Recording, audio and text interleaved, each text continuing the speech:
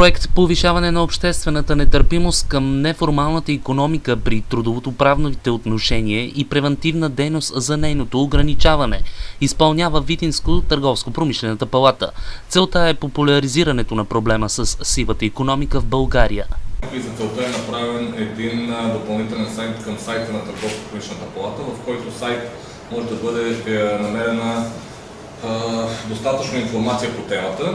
Основно сайта всъщност се казва Виртуална социална академия и, както казах, и в рамките на големия сайт на Търговско-промишлената палата. В тези последни 2 години, както действа проекта, във всички тези 28 града и в Видин, разбира се, са проведени серия от обучения и семинари.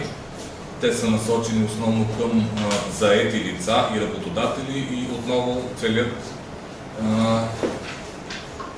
информирането, решаването на конфликти, начина за по-добро взаимодействие и работа между заетите и работодателите в всеки един, всъщност не във всеки един браншове, бяха подбрани 5 от така най-силно развитите браншове. За улесняване на популяризирането на проблема с сивата икономика в България, Търговско-промишлената палата създава така наречените центрове за кариерно развитие във всеки голям град в страната, сред които и Видин. Интересът от страна на гражданите обаче е слаб за момента. Както разбирате, сега започва да функционира центъра и все още няма такъв интерес. Статистика колко от работодателите прилагат практика за плащане на възнагражденията на свои работници под масата, на практика липсва.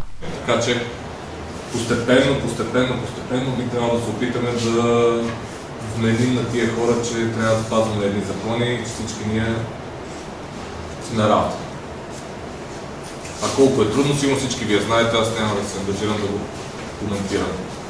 Именно за това, според Търговско-промишлената палата, сивата икономика е на мода в България, но представителите й са обнадеждени, че с помощта на проекта ще успеят да овладеят, ако не изцяло, то поне да я ограничат до минимум.